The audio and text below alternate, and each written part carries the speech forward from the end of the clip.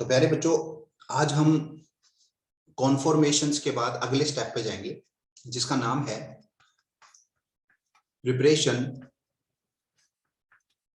Preparation of alkene. आज बच्चों हम इनको बनाएंगे कि ये बनते कैसे हैं। प्रिपरेशन ऑफ एल्केन्स, जिसके अंदर हम फर्स्ट मेथड जो यूज करने वाले हैं, the first method is from unsaturated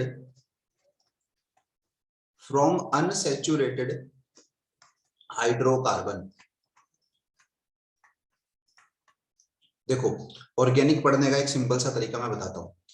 जब भी आप ऑर्गेनिक पढ़ेंगे तो उसमें दो तीन चीजें ही होती हैं, like physical properties, chemical properties, preparation, है ना। तो प्रिपरेशन एक ऐसा टॉपिक है जिसमें आपको चीजों को पार्ट्स में तोड़ना पड़ता है। पार्ट्स कैसे कैसे? पहला पार्ट याद रखो कि रिएक्टेंट क्या है जिससे तुम अपना डिजायर्ड प्रोडक्ट बना रहे हो। दूसरा, कंडीशंस क्या है जिसमें वो रिएक्टेंट प्रोडक्ट में कन्वर्ट होगा। तीसरा, रिएक्टेंट हो गया, कंडीशंस हो गई, और तीसरा जो है कि कोई सबस्ट्रेट या कोई इंटरमीडिएट अगर बनेगा तो वो क्या बनेगा। मैं अब तुम्हें जल्दी से थर्मोडायनेमिक्स और जीओसी सबको मिक्सअप करके एक बात बताना चाहता हूं। हमने थर्मोडायनेमिक्स में बच्चों ये देखा था कि रिएक्टेंट जो है इस प्रकार से ऊपर की तरफ जाते हैं और फिर प्रोडक्ट में कन्वर्ट हो जाते हैं, है ना। जल्दी से एक बार हाथ उठा के बताओ ये बात किस किस को याद आई। ऐसा हमने ग्राफ देखा था for exothermic and endothermic reactions. तो जब ये एनर्जी बढ़ती है तो क्यों बढ़ती है? क्योंकि हमने कंडीशंस चेंज कर दी, और जब कंडीशंस चेंज कर दी तो एक ऐसी स्टेज आएगी जहां पर ये ट्रांजिशन स्टेट यानी कि कन्वर्ट हो जाएंगे प्रोडक्ट की साइड। Is it clear? तो ये सारी बातें हमें ध्यान में रखनी पड़ती हैं कि रिएक्टेंट क्या है, हम कंडीशंस क्या दे रहे हैं, सबस्ट्रेट या इंटरमीडिएट कोई बन रहा है तो वो क्या बन रहा है। इन बातों को ध्यान में रखते हुए हम सारी प्रिपरेशंस की बात करेंगे। तो पहला मेथड जो है बच्चों, देखो, फ्रॉम अनसैचुरेटेड हाइड्रोकार्बन। पहले इसका मीनिंग समझ लो। अनसैचुरेटेड क्या है? दोज हाइड्रोकार्बन जिसमें क्या हो, या तो डबल बॉन्ड हो या फिर क्या हो, ट्रिपल बॉन्ड हो। एक भी हो सकता है, मल्टीपल भी हो सकते हैं। क्या इतनी बात समझ में आई कि हमारा रिएक्टेंट क्या होने जा रहा है? हमारा रिएक्टेंट जैसे कि इथीन ये होगा, ठीक है, या फिर प्रोपाइन। प्रोपाइन कैसे लिखेंगे बच्चों? CH3C triple bond CH। जल्दी से बताओ, रिएक्टेंट समझ में आया? रिएक्टेंट हमारे पास ये होंगे अनसैचुरेटेड हाइड्रोकार्बन के अंदर, दीज वन। और हमें बनाना क्या है बच्चों? इससे हमें बनाना है CH3 दैट इज एल्केन। इसमें हमें क्या बनाना है बच्चों? CH3 CH2 CH3 that is propane, है ना, ये बनाना है। तो रिएक्टेंट का पता चल गया? बिल्कुल पता चल गया सर। प्रोडक्ट का पता है ही, तो अब बीच में जो कंडीशंस और जो चीजें ऐड होंगी उनका पता करना। तो इसमें हाइड्रोजन बढ़ रहे हैं तो हम क्या करेंगे? हाइड्रोजन को ऐड करेंगे। हाइड्रोजन को ऐड करेंगे। क्या इतनी बात समझ में आई? जल्दी से हाथ उठा के बताइए। हम हाइड्रोजन को बिल्कुल ऐड करेंगे। लेकिन बच्चों, अब मैं एक बात बताना चाहूंगा, ये डबल बॉन्ड है और ये तो ट्रिपल बॉन्ड है। और तो और ये जो हाइड्रोजन की बॉन्ड डिसोसिएशन एंथैल्पी होती है ना बेटा, यानी कि हाइड्रोजन को अलग करने की जो एंथैल्पी होती है वो बहुत ज्यादा होती है, जिसकी वजह से ये अपने आप तो टूटेगा नहीं। तो अब हम यहाँ पर और क्या लेंगे? हम यहाँ पर लेंगे प्रोएक्टिव मेटल्स, जैसे कि निकल, प्लेटिनम, पैलेडियम, ठीक है। इनको कहते हैं प्रोएक्टिव मेटल्स, जो कि दूसरी चीजों को रिएक्ट करने में हेल्प करते हैं, ठीक है।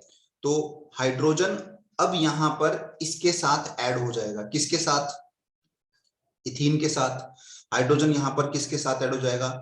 प्रोपीन के साथ। लेकिन क्योंकि यहां पर 4 हाइड्रोजन की आवश्यकता है तो इसको बैलेंस कर देते हैं 2H2। जल्दी से एक बार हाथ उठा के बताओ ये रिएक्शन किस किस को समझ में आई, क्योंकि मैं अब इसका मैकेनिज्म आपको समझाने जा रहा हूं।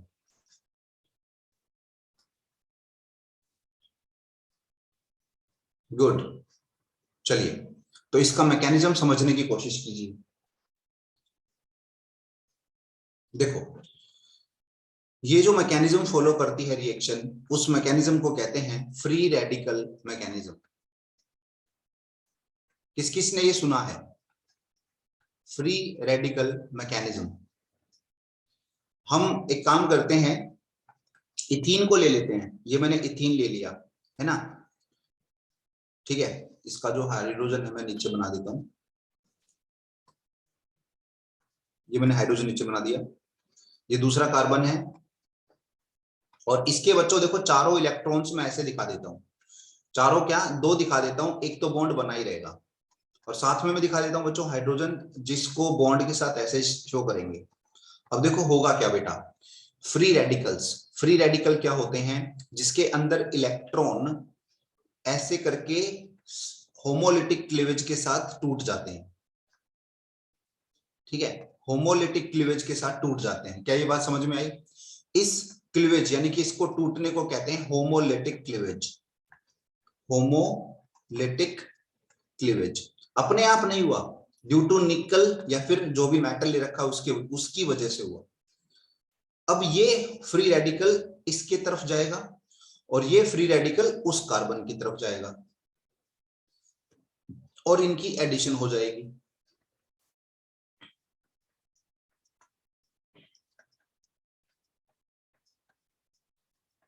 क्या इतनी बात समझ में आई?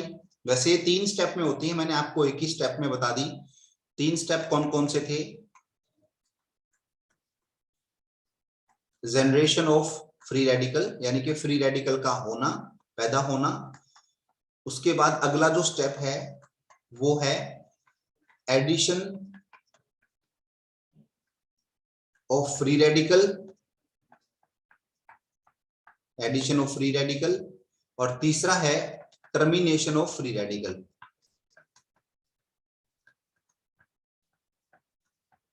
ठीक है जी, टर्मिनेशन ऑफ फ्री रेडिकल। अच्छा, एक बच्चे ने कहा है सर रिपीट कर दो। बिल्कुल कर देंगे बेटा। देखिए, मैंने कहा कि हम एल्केन बना रहे हैं फ्रॉम एल्कीन। एल्कीन एक ऐसा सब्सटेंस है बच्चे जिसके पास हाइड्रोजन कम है, एल्केन के पास हाइड्रोजन ज्यादा है, तो हमें हाइड्रोजन्स को ऐड करना होगा। अब हाइड्रोजन जो गैस है वो एक स्टेबल गैस है, वो बेटा अपने आप तो टूटेगा नहीं, तो उसके लिए हम यहां पर यूज करेंगे proactive metals. Now what is proactive metal? एक ऐसे मेटल हैं जो दूसरों को रिएक्ट कराने में हेल्प करते हैं। तो हमने निकल, प्लेटिनम, पैलेडियम का यूज किया, और उसकी मदद से यहां पर रिएक्शन होगी between alkene and hydrogen, propyne and hydrogen, ठीक है। और इसका जो मैकेनिज्म होगा बच्चे, वो होगा free radical mechanism. Free radical mechanism इस प्रकार से होता है। ठीक है बेटा, अब आया समझ में जिसने मुझे मैसेज किया था?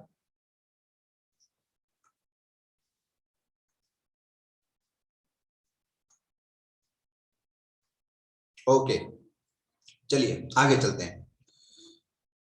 नेक्स्ट वी हैव, अब जल्दी से आप एक काम करेंगे, मैं आप लोगों को एक रिएक्टेंट दे रहा हूं और आप मुझे करके दिखाएंगे।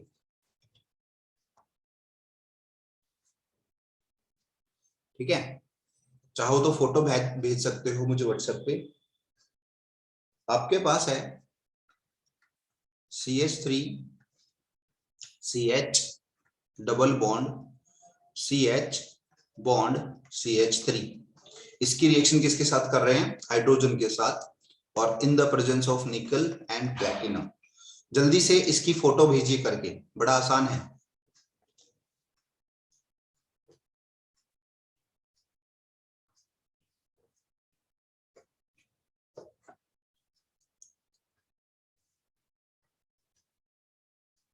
ठीक है, जल्दी से इसको फिनिश करो, फिर उसके बाद हम नेक्स्ट रिएक्शन पे चलते हैं बच्चों। Let's move to the next reaction.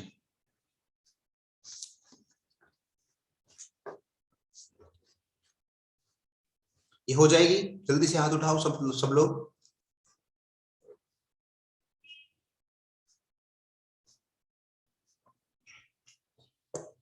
Okay guys, अगर ये हो जाएगी तो अगली रिएक्शन देखते हैं। The next reaction is from alkyl halide, from alkyl halide. बेटा अब जल्दी से पहले ये समझ लेते हैं कि अल्काइल हैलाइड होते क्या है। जहां भी तुम्हें अल्काइल वर्ड नजर आए, कहने का मतलब वो एक हाइड्रोकार्बन है ना, जिसको तुम आर से रिप्रेजेंट करते हो। किससे? आर से। हैलाइड मतलब हेलोजन एटम की बात कर रहा है। और ये हेलोजन एटम कौन होते हैं? हेलोजन एटम होते हैं फ्लोरीन, क्लोरीन, ब्रोमीन और आयोडीन। यानी कि कौन से ग्रुप की बात कर रहा हूं मैं? Group number 17। ये अच्छे खासे इलेक्ट्रोनेगेटिव होते हैं। क्या होते हैं ये? अच्छे खासे इलेक्ट्रोनेगेटिव, या फिर इनको यूं कहें, ये अच्छे खासे क्या होते हैं? Non metal. क्या इतनी बात समझ में आई? जल्दी से हाथ उठा के बताओ।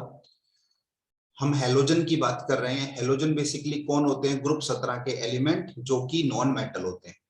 और जब जब इनको मेटल मिलता है ना, जैसे कि सोडियम मिल गया या फिर मैग्नीशियम मिल गया, एक अच्छा मेटल मिलता है, तो ये गाना गाते हुए क्या बना लेते हैं? सॉल्ट, है ना। क्या बना लेते हैं? सॉल्ट। अब इसी बात को ध्यान रखना, क्योंकि सारी की सारी रिएक्शन इसी बात पर डिपेंड करती है। तो अल्काइल बोले तो आर, और साथ में हेलोजन। हेलोजन को हम एक्स से डिनोट करते हैं, एक्स, आर एक्स। ये है अल्काइल हैलाइड। एग्जाम्पल के तौर पे देखें तो CH3 CH2Cl, है ना, CH3 CH2Br, या फिर CH3 CH2I। हाँ जी, किस किस को ये बात समझ में आई?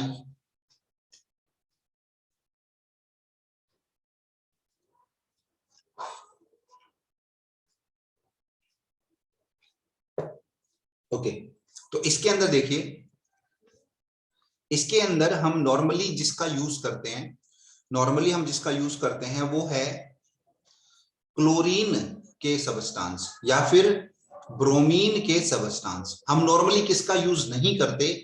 आयोडीन का यूज नहीं करते, और फ्लोरीन का तो कतई नहीं करते, क्योंकि काफी एनर्जी निकलती है जब इस एटम का यूज करते हैं। तो क्यों? क्योंकि ये किंग ऑफ इलेक्ट्रोनेगेटिविटी है, सबसे ज्यादा इलेक्ट्रोनेगेटिव एटम है। तुम लोग जानते होगे, it is the king of electronegativity. ये तो अच्छे अच्छे से इलेक्ट्रॉन ले लेता है, तो इसका भी हम यूज नहीं करते। आयोडीन इसलिए यूज नहीं करते क्योंकि ये अच्छा रिड्यूसिंग एजेंट है। इसके बारे में हम बाद में बात करेंगे जब ये आएगा। तो फिलहाल हम इस रिएक्शन को समझते हैं। हम ले लेते हैं CH3 CH2Cl, और इसकी रिएक्शन जैसा कि मैंने कहा किसी मेटल के साथ कराएंगे, तो ये ले लिया Na, है ना। अब ध्यान से देखो बेटा, मैं एक मॉलिक्यूल और ले रहा हूं, CH2CH3, ठीक है। तो ये तो हो गए मेरे रिएक्टेंट। अब यहां पर देखो, मैं यहां पर 2 Na लूंगा क्योंकि 2 Cl है, तो ये क्या बन जाएंगे? ये क्या बन गया? 2 NaCl, एक सॉल्ट बन गया। बताया था ना कि जब भी ये लोग किसी मेटल को देखेंगे तो गाना गाने लग जाएंगे, और इन्होंने गाना गाना स्टार्ट कर दिया, और ये दोनों आपस में जुड़ जाएंगे और क्या बना लेंगे? CH3 CH2 CH2 CH3, ठीक है। ये बन गया तुम्हारा, ये क्या बन गया तुम्हारा? ब्यूटेन। जल्दी से हाथ उठा के बताओ कितने बच्चों को ये बात समझ में आ गई? शाबाश।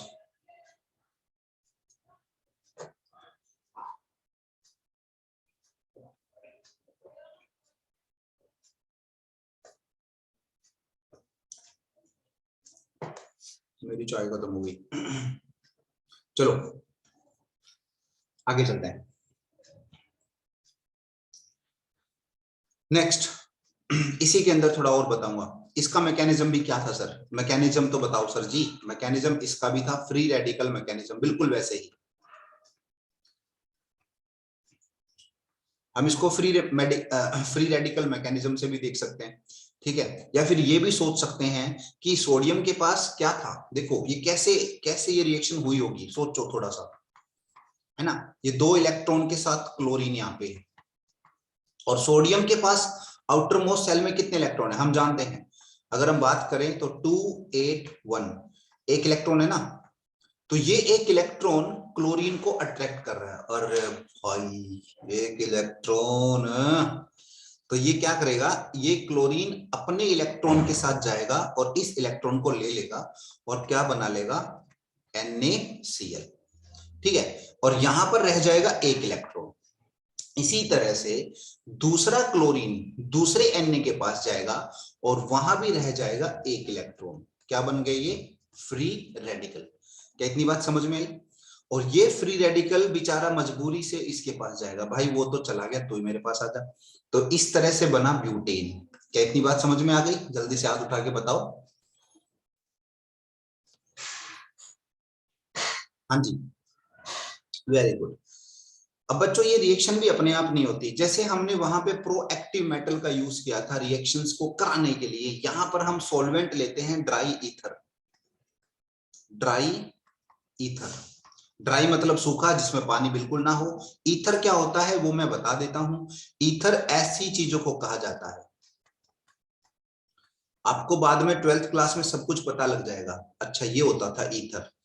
ईथर बोले तो एक ऐसा कंपाउंड जिसमें O हो, जिसने दोनों तरफ से आर आर के साथ बॉन्ड बना रखा हो। अभी फिलहाल बस याद करने के लिए लिख लो ईथर। इसे कहते हैं ईथर, जो एक सॉल्वेंट की तरह काम करता है। अब ये सॉल्वेंट क्या है ये भी बता देता हूं। जैसे हम कोई भी रिएक्शन कराते हैं तो पानी में कराते हैं, किस में कराते हैं, पानी में। लेकिन कई बार ऐसी रिएक्शंस भी होती हैं जहां पानी के अलावा कुछ और लिया जाता है, तो ईथर जो है वो सॉल्वेंट का काम करेगा। ऐसा क्यों सर, ये भी पूछो। देखो बेटा, जब पानी में रिएक्शन करते हैं ना तो फ्री रेडिकल मैकेनिज्म नहीं होती, पानी में नहीं होती, पानी में नहीं होती, इसीलिए ईथर लेना पड़ा। ईथर के अंदर हो जाती है फ्री रेडिकल मैकेनिज्म। क्या इतनी बात समझ में आई? जल्दी से हाथ उठा के बताइए। छोटी छोटी मगर मोटी मोटी बातें कई बता दी हैं।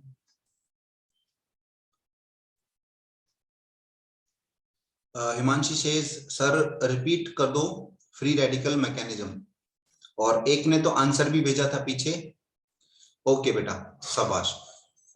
चलो फ्री रेडिकल मैकेनिज्म फिर से रिपीट करते हैं इसका। देखो भैया, यहां पर अपने पास है CH3 CH2 बॉन्ड इलेक्ट्रॉन, इसका इलेक्ट्रॉन क्लोरीन का, और हमारे पास है Na जिसके पास आउटर मोस्ट सेल में एक इलेक्ट्रॉन है। अब बच्चों क्लोरीन को एक इलेक्ट्रॉन की आवश्यकता है जो कि सोडियम देने को तैयार है, इसीलिए ये क्लोरीन भाई साहब इस R को छोड़ के चला जाएगा इसके पास। इसी तरह से जो दूसरा Na लिया था उसके पास भी एक इलेक्ट्रॉन होगा, CH2 CH3 होगा, और इसका ये बॉन्ड होगा, ठीक है ना, Cl के साथ। अब Cl इसके साथ हो लेगा, तो पीछे क्या रह गया, अगेन एक इलेक्ट्रॉन। अब क्या होगा, अब यहां पर एक इलेक्ट्रॉन और यहां पर एक इलेक्ट्रॉन आपस में बॉन्ड बना लेंगे और हमारे पास बन जाएगा butane. CH3 CH2 bond CH2 CH3। ठीक है, आई होप समझ में आ गया होगा। मैंने अब यहां पर दो तीन बातें बताई, ये तो हो गया फ्री रेडिकल मैकेनिज्म। लेकिन सॉल्वेंट क्या होता है? सॉल्वेंट वो चीज होती है जिसमें रिएक्शन करवाई जाती है। वो दो प्रकार का होता है, या तो पोलर या फिर नॉन पोलर। ठीक है, अब पोलर क्या होता है, ध्यान से सुनते हुए चलो तब समझ में आएगा। पोलर जैसे कि बच्चों पानी, ऑक्सीजन ज्यादा इलेक्ट्रोनेगेटिव है तो डेल्टा माइनस, हाइड्रोजन से तो डेल्टा प्लस, यहां भी क्या आएगा, डेल्टा प्लस। जहां पर ये माइनस प्लस जैसी चीजें बने उनको कहा जाता है पोलर सॉल्वेंट। लेकिन यहां देखो, यहां पर डेल्टा माइनस है, यहाँ पे प्लस है और यहाँ भी प्लस है, तो ये दोनों बॉन्ड है ना एक दूसरे के इफेक्ट को कैंसिल कर देते हैं। कैंसिल कर देंगे, कैंसिल किस लिए कर देंगे, क्योंकि लीनियर स्ट्रक्चर होने की वजह से। तो ये कैसा हुआ, it is quite non polar, या फिर यूं कहें कि ये सपोर्ट करता है फ्री रेडिकल मैकेनिज्म को और ये सपोर्ट नहीं करता।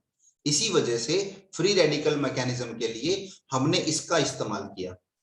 क्या इतनी बातें समझ में आ गई? जल्दी से हाथ उठाओ सब लोग, शाबाश। चीजें अगर डाउट लगे तो ये जो लेक्चर है आप लोगों को वापस यूट्यूब पे देखने को मिल जाएगा, है ना। लेकिन मैं देख रहा हूं कि जब से मैं यूट्यूब पे डाल रहा हूं बच्चे बहुत एब्सेंट हो रहे हैं। चलो आगे चलते हैं। अब इसमें बेटा कुछ कमियां हैं, इस मेथड में कुछ कमियां हैं, ध्यान से सुनो। देखो मैंने जब CH3Cl plus 2Na plus ClCH3 लूंगा तो बताओ क्या बनेगा। ड्राई ईथर यहाँ पे लिया, बताओ क्या बनेगा, जल्दी से बताओ। तो तुम बता दोगे सर बहुत आसान है, ये बनाएगा CH3 प्लस में 2NaCl। हाँ या ना, जल्दी से बताइए, यही बनेगा। Very good. लेकिन बच्चों जब मैं ये लूंगा CH3Cl plus 2Na plus Cl CH2CH3 in the presence of dry ether, अब क्या बनेगा। अब बेटा मल्टीपल प्रोडक्ट्स बनेंगे। CH3 इसके साथ जाएगा तो देखो कौन कौन से बनेंगे। एक बना CH3 CH2 CH3, ये तो देखो बनेगा ही बनेगा। इसके अलावा मल्टीपल प्रोडक्ट कैसे, जब ये फ्री रेडिकल टूटेगा, जैसे मान लो CH3 डॉट ये टूटेगा तो बच्चों एक तो होगा नहीं, कहीं ना कहीं वहां पे दूसरा भी होगा CH3 डॉट, ये आपस में मिलके क्या बना लेंगे CH3 इसी तरह से एक मॉलिक्यूल तो होता नहीं सॉल्यूशन के अंदर, ये भी कई सारे होंगे, है ना। ये आपस में मिलके क्या बना लेंगे CH3 CH2 क्या इतनी बातें समझ में आई, जल्दी से बताओ। भाई ये एक तो होगा नहीं ना, आपस में बहुत सारे होंगे, आपस में रिएक्ट करेंगे और अलग अलग विभिन्न विभिन्न प्रकार के प्रोडक्ट बनाएंगे। तो ये विभिन्न विभिन्न प्रकार के मैंने प्रोडक्ट बनाए, बेसिकली 3 बनेंगे, तो ये 3 हो गए हमारे पास। इज इट क्लियर, ठीक है। तो इसका मतलब क्या है, इसका मतलब है ये मेथड सुटेबल है फॉर मेकिंग होमोजीनियस या फिर making even number of alkene. जैसे हमने एक एक लिया उससे 2 का बन गया, हमने 2 लिए तो उससे 4 का बन जाएगा, हम 3 लेंगे तो उससे 6 का बन जाएगा। तो इवन नंबर ऑफ कार्बन जिसमें होते हैं वो एल्केन बनाने में ये बड़ा अच्छा मेथड है। Is it clear. Odd number लेके चलेंगे जैसे 1 और 2 तो फिर भैया ओड नंबर नहीं बनेगा, फिर मिक्सचर बनेगा। ठीक है, जल्दी से बताओ क्या इतनी बातें समझ में आई। इस रिएक्शन को हम क्या बोलते हैं, इस रिएक्शन को कहते हैं वुर्ज रिएक्शन। ये जो हमने ऊपर अभी रिएक्शन देखी है इस रिएक्शन को कहते हैं वुर्ज रिएक्शन। Is it clear. तो तुमसे अगर कोई पूछे व्हाट इज वुर्ज रिएक्शन तो पहले एक बार वर्ड्स के रूप में आप बता सकते हो क्योंकि सब्जेक्टिव पेपर होगा। इन दिस रिएक्शन लिख सकते हो इसको जल्दी से, in this reaction alkyl halides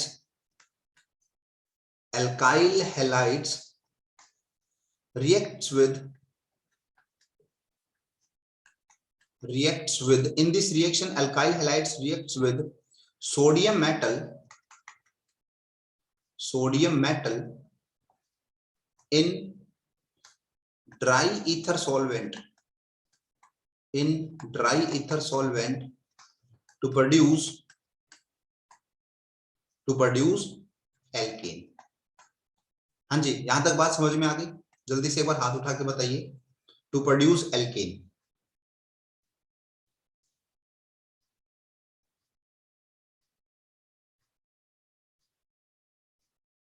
ठीक है।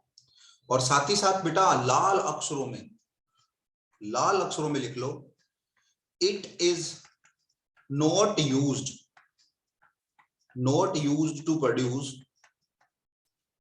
to produce odd number of carbon in alkane as the mixture is difficult to separate।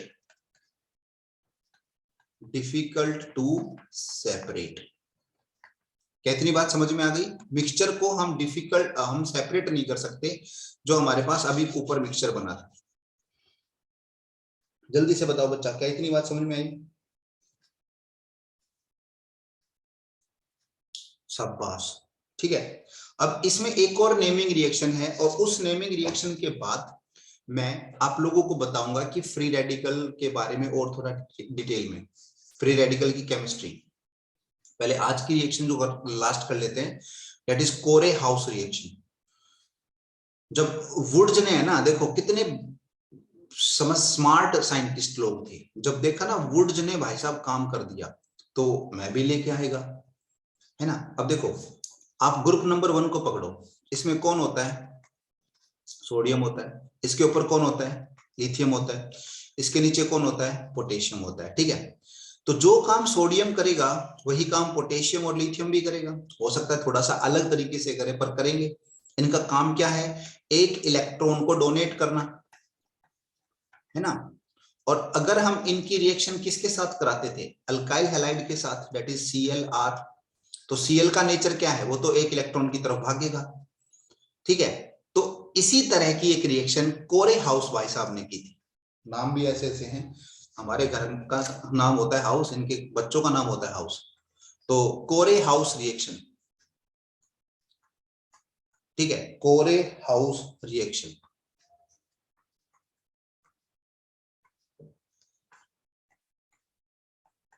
इन्होंने क्या किया था? कोरे हाउस रिएक्शन क्या थी और इन्होंने क्या किया था? इन्होंने अल्काइल हैलाइड की रिएक्शन, अल्काइल हैलाइड की रिएक्शन लिथियम के साथ कराई थी। किसके साथ कराई थी? लिथियम के साथ, ठीक है। देन उसके बाद ये रिएक्शन आगे बढ़ी थी, और फिर इसमें ये एक्चुअली 2 स्टेप रिएक्शन है बच्चों। This is a 2 step reaction, ठीक है। ये 2 स्टेप रिएक्शन है, तो इसको एक बार आप समझ लीजिए कैसे होगा। यहां पर क्या किया? 2 Li लिए, ध्यान से समझते हुए चलना, यहां पे क्या होने जा रहा है। 2 Li क्या करेंगे?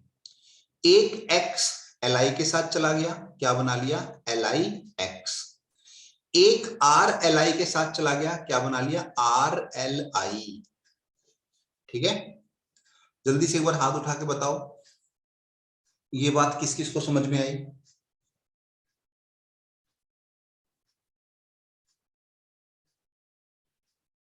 गुड, ठीक है।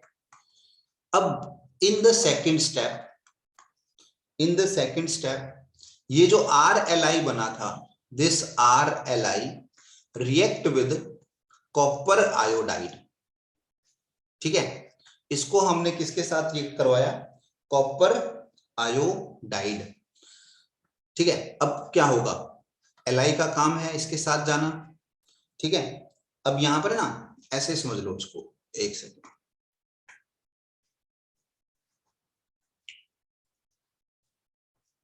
जस्ट अ मिनट बच्चों।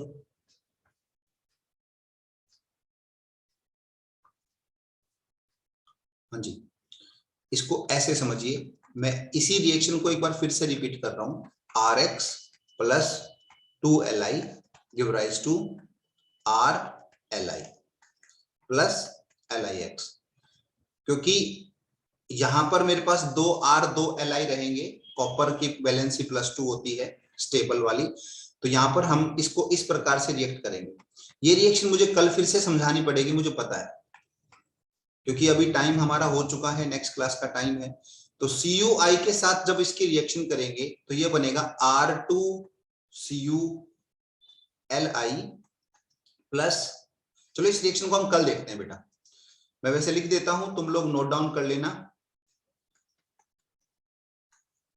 ठीक है। इसका स्क्रीनशॉट ले लेना, मैं लिख देता हूं, फिर आपको कल समझ में आ जाएगा। R2CuLi, इसकी फर्दर रिएक्शन करी हमने, तो ये बनाएगा R प्लस CuX।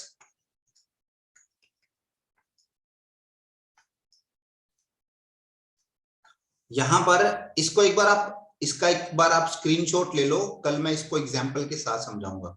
और ये कोरे हाउस जो रिएक्शन थी, इसने क्या कहा था? जो लिमिटेशन थी ना हमारी वुड्स वाली, जो वुड्स रिएक्शन की लिमिटेशन थी कि odd number of odd number of alkane नहीं बना सकते, वो इसने ठीक की थी। ठीक है, इसीलिए ये थोड़ी सी इंपॉर्टेंट हो जाती है। क्या इतनी बात समझ में आई बच्चों? जल्दी से हाथ उठाओ।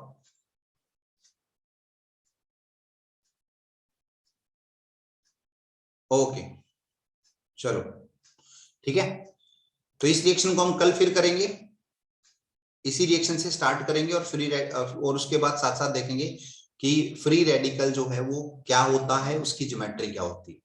ये लेक्चर अभी आपको थोड़ी देर में यूट्यूब पे मिल जाएगा, इसका लिंक आपको मिल जाएगा। चलिए बाय बाय, टेक केयर।